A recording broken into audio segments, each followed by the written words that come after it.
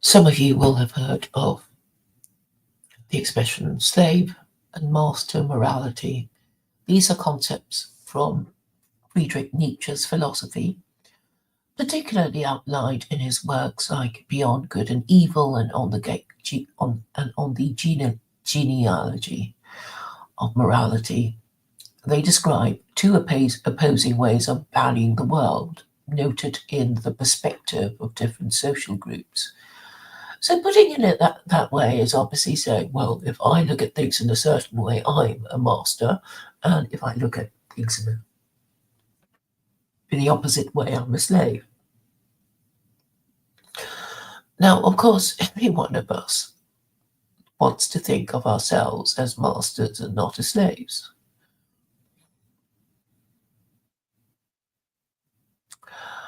Master morality originates from the strong, the powerful, and those who assert themselves. It values independence, strength, courage, pride, and self reliance, qualities that affirm life and the will to power. In this framework, good is what benefits the individual or the strong, while bad is weakness, cowardice, or anything that undermines vitality.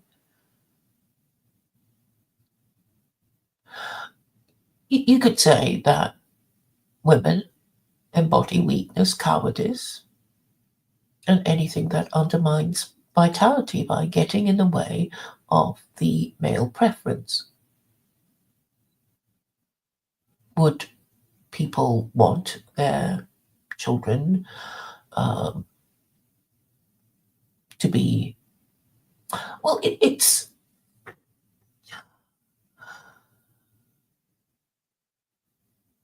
to be stubborn and to be determined. What's the difference? So to be stubborn is bad, to be determined is good, but determined to do what? To be, well, it depends on what it is you're actually doing. What are you holding up against? So if you won't give way because you're upholding a moral principle, then why should he be called stubborn? I mean, when you are being principled, but you see, this is the power of words to undermine others. By using a certain word, you are assuming certain things.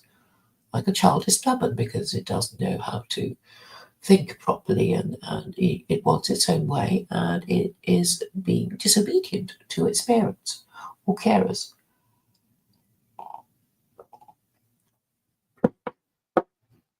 So I would suggest to you that this classification by Nietzsche is wrong and unhelpful and has a tendency to make too many people think they are master when they're just as slavish as the worst slaves in the world. I think Nietzsche should be talking about leadership qualities and should just say so instead of, using slave and master um, metaphors and analogies because, well, it's simplistic, isn't it? And ultimately, what did Nietzsche ever do? He just asked a whole bunch of dumb questions and never answered them. And this is basically what Western philosophy is. It's dumb, dumb, dumb, dumb, dumb.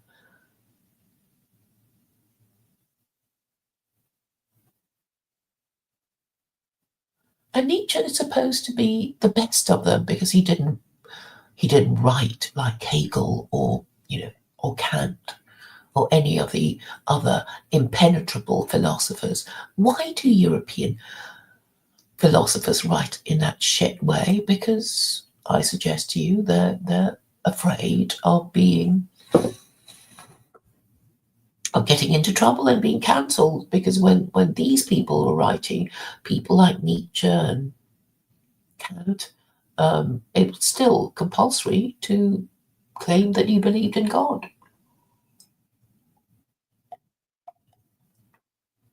And if you didn't, you'd be cancelled or marginalised. To carry on, from Croc's answer, slave morality by contrast, emerges from the weak, the oppressed, or those who resent the powerful. You could say it's the beta male. It flips the script. Good becomes humility, kindness, sympathy, and equality, traits that protect the vulnerable and curb the strong. Evil is then the arrogance, cruelty, or selfishness of the masters. Nietzsche saw this as a reactive mindset, born from resentment and a desire to invert the natural hierarchy of power. He often tied it to the rise of Judeo-Christian values, where the meek are exalted as a way to cope with suffering. Yes, martyrdom. I mean, it really is such a disgusting religion. The more you think about it, the more disgusting it is. You know, the Beatitudes, the meek will inherit the earth, and all that shit, of course. But this is really what the Romans wanted its people to do: obey the law, shut up, and put up with shit.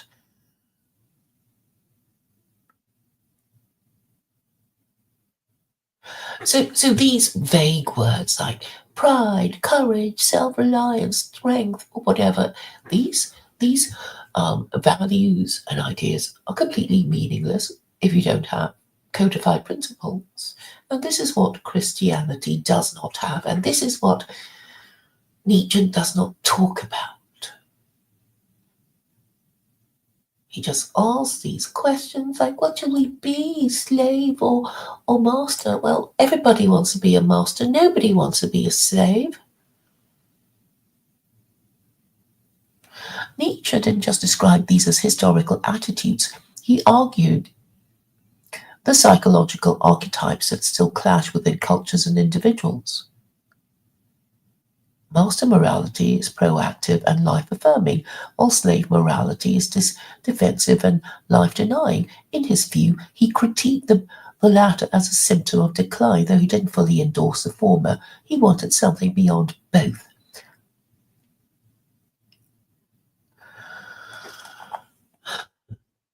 The answer is, okay, what is the question? What is the question? I think Nietzsche was talking about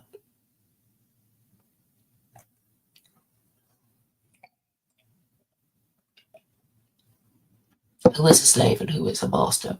But then we change behaviors, right? We may become bolder if we're with our friends and meeker as we find ourselves on our own. This is basically what happens. We are just bolder when we're in a group of people who agree with us and when we are on our own, and we can find ourselves on both sides of this spectrum. So just making these general points is worse than useless, right? Any any idiot reading this would say, I want to be the master.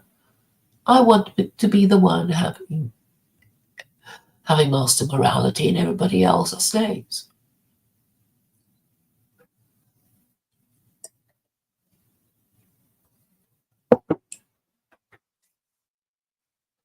And being Christian or post-Christian, he just doesn't get any of this. You need rules, and you need people knowing what the rules are and agreeing to abide by them. And if you don't know what the rules are, if you don't know what you're supposed to believe in from day to day, then you won't be doing anything well, because you don't know what you're supposed to do, because you weren't given clear instructions, and you have identity problems, so you don't know who you are and how you're supposed to behave. And if you don't know how you're supposed to behave, then I guess things will go wrong for you. If you keep saying the wrong thing and behave like the master when you're really a slave. or vice versa. So identity is important. We need to know where we are in the pecking order, and we want the pecking order to enhance the efficiency of your society. And you must wonder why nobody seems to care. These are I really can't believe that what I'm saying is hard to understand or in any way contrary to reason or truth.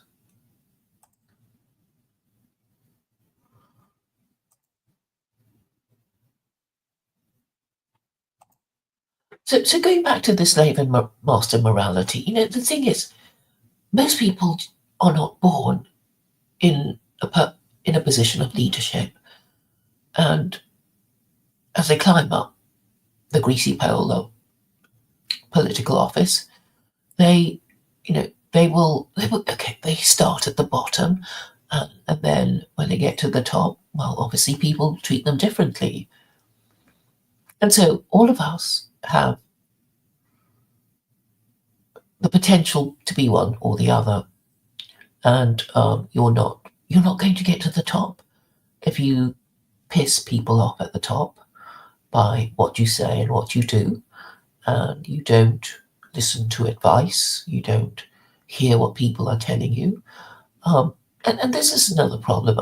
I actually don't know if people are not doing what I say because they don't understand what I'm saying, or they're doing it on purpose. I mean, I really don't know. I suppose I do have memories of being told that I'm not getting it or I'm not listening. And so, okay, I'll have to give people the benefit of the doubt. Um, I guess in my own time I have been dismissive of other people's ideas, but I think on the whole, I do give people a fair hearing, even when most people would have given up on them. I think I am very patient. And if I think they're neurotic, um, I'm actually quite interested in trying to find out wherein lies their neurosis and what causes it, and how it manifests itself. But I think the reason why so many people are so sadly neurotic is because they don't know who they're supposed to be. They don't know what they should. They don't even know what they must hope to be, and they're not sure if there's a future. And worst of all, they don't have a leader, and some of them don't even know whether they should care if they have a leader, because I think at the back of their minds they think, if we have a leader, we have to follow him, and if we follow him, he might betray us. And this is really the sad state of white men. That's why you can't really get through to them. They don't want to do anything. I guess you are actually intruding when you suggest a cure, because you've completely misjudged the situation. You think, you're, you're doing that. You're committing the medical mistake of, telling somebody on his deathbed to, get up, go for a walk. Maybe that is, in fact, my terrible error.